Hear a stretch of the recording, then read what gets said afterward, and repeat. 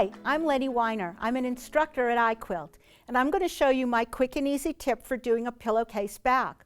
For those of you that have done it before, you know that when you leave that little opening at the bottom to turn everything inside out, it's always hard to line that up with your hand stitching. So I've found a way to get around it. I've finished all of the surface quilting that I'm going to do just on the batting, because this trick also hides all that funny stuff that happens on the bottom that I don't want people to see. I'm going to cut my backing fabric all the way around equal to the quilt, but 1/2 inch larger at the top. So now I'm going to take a ruler and I'm going to measure down 2 inches, and I'm going to trim 2 inches off the top of this piece. Now I'm going to go to my sewing machine, and I'm going to sew in just a little way on each side, leaving an opening in the middle. So I'm going to go in a few inches on this side. I'm using my 1/4 inch foot, and then I'm going to go in a few inches on the other side using the same foot.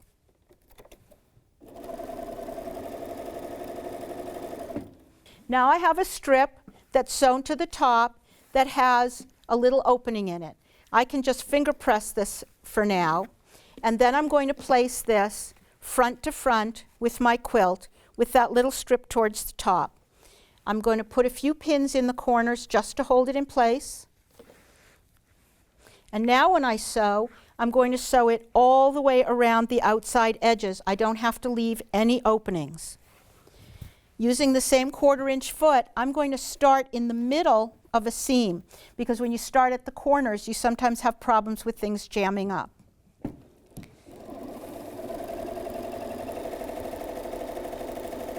I'm going to sew all the way around, stopping and pivoting at my corners.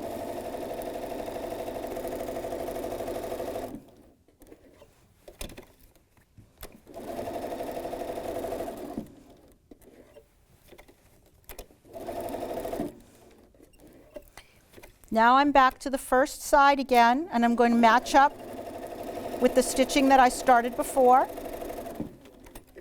Take it out of the machine, and I'm going to remove my pins. And now, using that little hole, I'm going to turn my whole quilt inside out. I'm going to use my finger to poke the corners and get everything flat.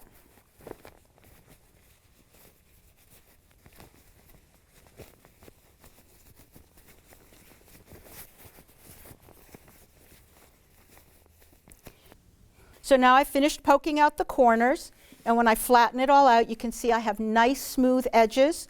And this little piece on the back can either be hand stitched or glued, or I can put a little piece of fusible. That's what I've done with this quilt. So this one was finished the same way. You can see what a nice clean back I have, and there's my closed hole.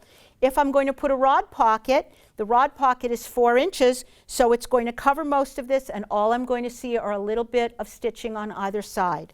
This is a great way to finish an art quilt like this one of the pears that I've done for my class at iQuilt.